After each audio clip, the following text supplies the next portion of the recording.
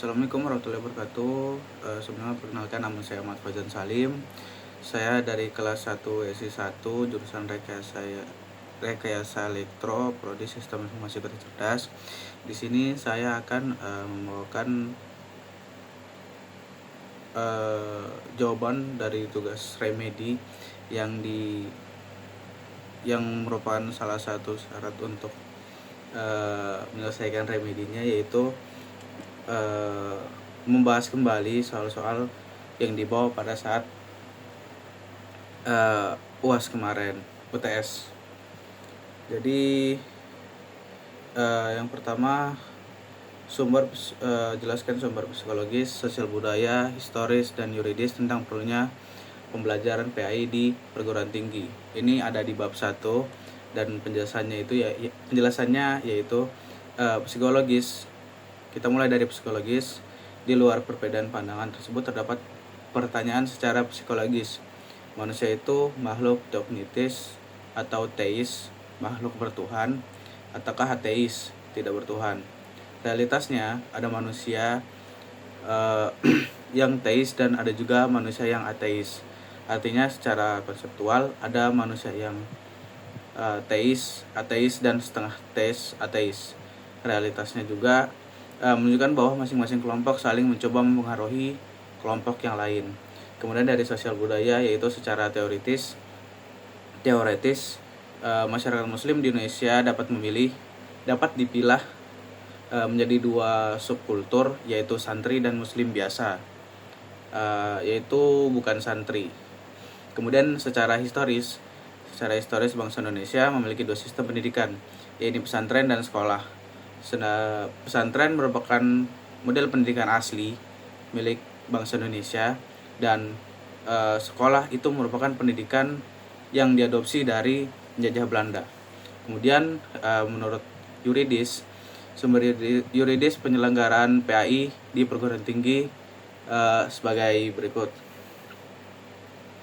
yaitu 1 Pancasila, 2 Undang-Undang Dasar 1945 hasil amandemen, kemudian Undang-Undang Nomor 20 Tahun 2003 tentang Sistem Pendidikan Nasional atau Sisdiknas, kemudian UU Nomor 17 Tahun 2007 tentang Rencana Pembangunan Jangka Panjang Nasional tahun 2005 sampai 2025, kemudian Peraturan Perundang-undangan Nomor 5 Tahun 2010 tentang Rencana Pembangunan Jangka Menengah dari tahun 2010 sampai 2014. Kemudian ada Peraturan Perundang-undangan Nomor 19 Tahun 2005 sebagaimana diubah dengan Peraturan Perundang-undangan Nomor 032 Tahun 2013 tentang Standar Nasional Pendidikan. Kemudian ada yang terakhir, Undang-Undang Nomor 12 Tahun 2012 tentang Pendidikan Tinggi. Kemudian kita masuk ke soal kedua, yaitu tentang menjelaskan cara lugawi atau etimologis kata Islam berasal dari 3 akar kata dan dijelaskan secara istilah atau terminologis Islam. Hal ini ada di bab 1.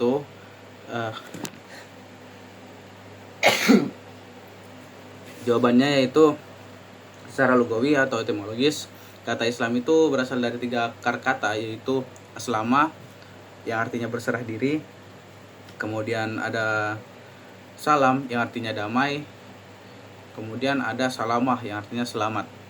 Kemudian ada secara istilah atau terminologis, Islam adalah agama yang diturunkan oleh Allah Subhanahu wa taala kepada Nabi Muhammad SAW melalui malaikat Jibril alaihissalam. Kemudian Nabi Muhammad SAW menyampaikan agama Islam itu kepada umatnya melalui pengajaran, bimbingan, dan teladan. Kemudian kita masuk ke nomor 3, yaitu apa sih yang dimaksud dengan al-umru bi muqassidiha atau segala urusan tergantung kepada tujuannya.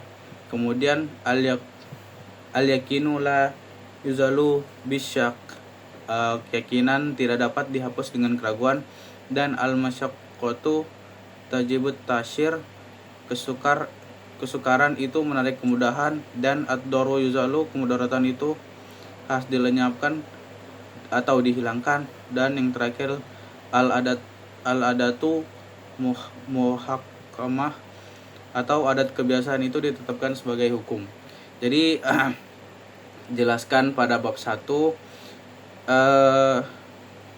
Yang pertama kita bahas itu al-umuru al-muqassidiha, yaitu segala urusan tergantung kepada tujuannya. Kaidah ini menghendaki atau menjelaskan agar kita beramal didasari niat karena Allah Subhanahu wa taala. Kemudian ya niatnya itu untuk mendekatkan diri kepada Allah dan untuk Allah semata, bukan karena pamrih. Bagaimanapun bagusnya suatu amal, tapi jika didasari niat buruk atau bukan karena Allah, maka rusaklah atau gugur amal tersebut di sisi Allah. Kemudian al-yaqinu la yuzallu bisyak, keyakinan tidak dapat dihapus dengan keraguan. Kita analogikan semisal kita sudah yakin sudah berwudu, kemudian ragu apakah kita berkentut atau tidak berkentut. Dengan kaidah sudah berwudu merupakan suatu keyakinan, sedangkan mengeluarkan gas tersebut merupakan suatu keraguan. Maka keputusan yang harus kita ambil adalah kita sudah berwudu dan tidak mengeluarkan gas tersebut. Kemudian al-masyaqqatu tajibut tasyir, kesukaran itu menarik kemudahan. Dari kaidah ini munculnya rukhsah, kemudian kemudahan yang meringankan. Misalnya mengqashar sholat di perjalanan, sholat yang awalnya 4 rakaat menjadi 2 rakaat.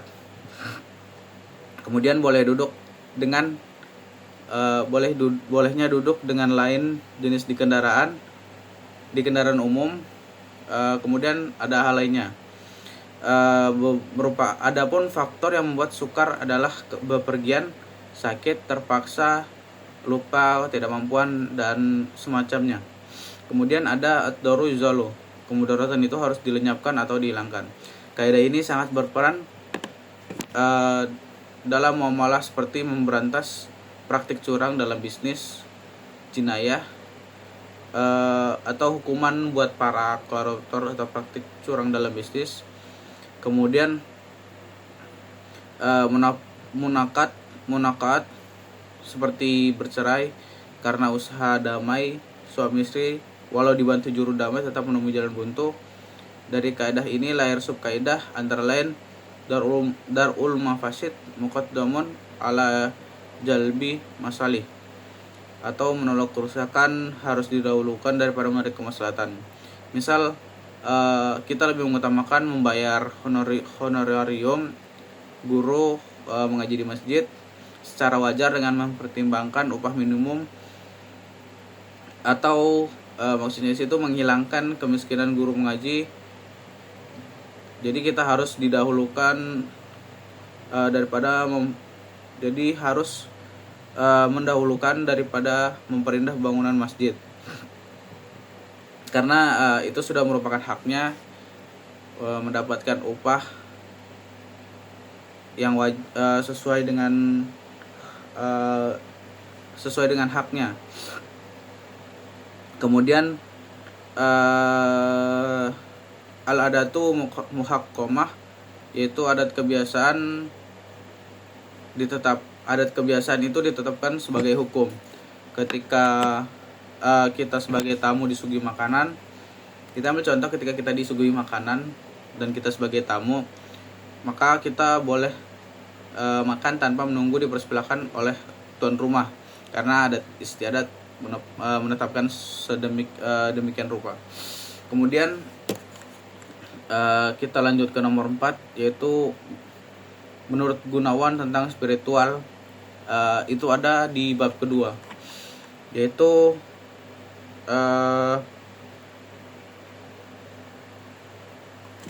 di sini Gunawan di soalnya ada kekeliruan, harusnya Ginanjar. Jadi di situ disebutkan bahwa 2004 107 sampai 109 mendapat bahwa spiritualitas merupakan energi dalam diri yang menemukan rasa kedamaian dan kebahagiaan, tidak yang senantiasa dirindukan kehadirannya.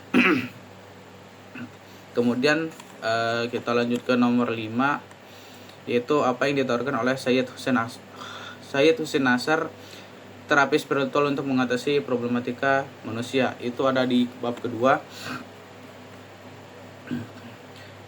Syed Hussein Nasr menawarkan terapi spiritual untuk mengatasi problematika manusia modern.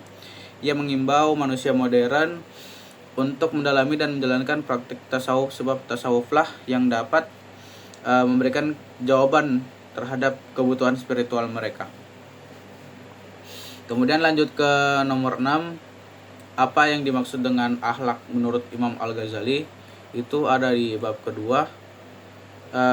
Menurut Imam Al-Ghazali, akhlak adalah bentuk jiwa yang darinya muncul sikap dan perilaku secara spontanitas dan disertai dengan perasaan nikmat dan enjoy ketika melakukannya.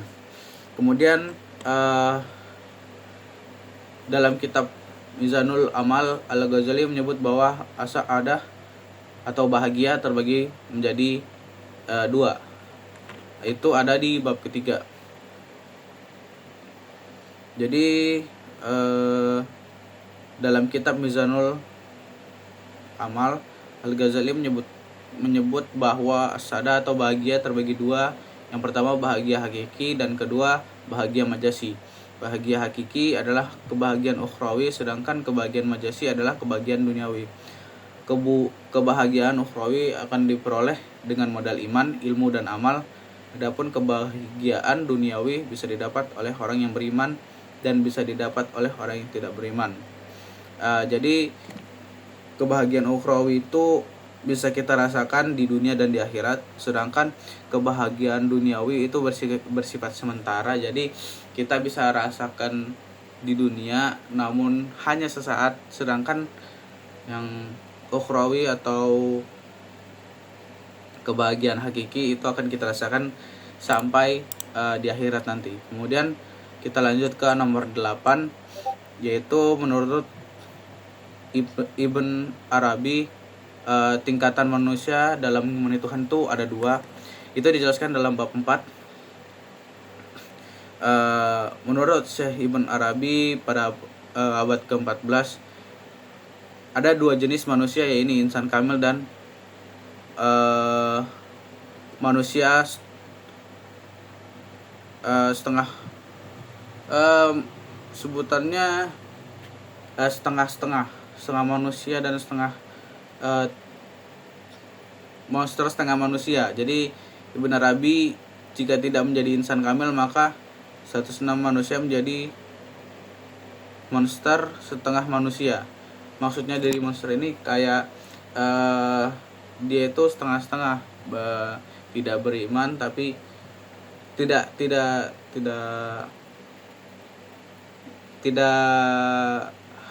sedekat itu dengan Allah, tapi tidak jauh juga dari Allah. Jadi dia di tengah-tengah, dan itu masuknya ke sesuatu hal yang tidak pasti. Konsekuensinya itu di kedua jenis manusia ini, yang pertama mereka semakin dekat dengan Allah, semakin dekat dengan surganya. Kemudian yang setengah-setengah ini jadi tidak pasti seperti apa jadinya dia.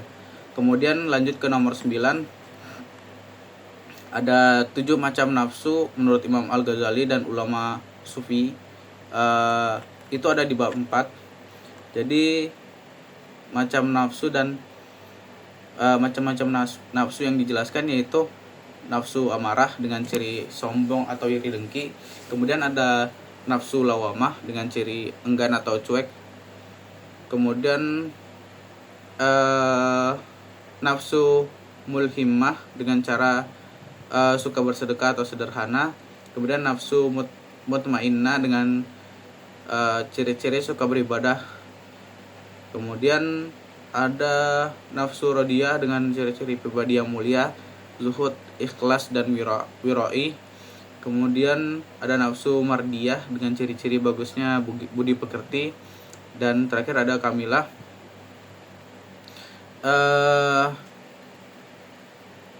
dengan ciri-ciri dianugerahi ilmu yakin, ainul yakin. Kemudian lanjut ke nomor 10, yaitu apa yang dimaksud dengan paradigma Al-Quran. Kemudian sebutkan 7 tujuan Al-Quran diturunkan menurut Syekh Yusuf Qaradawi.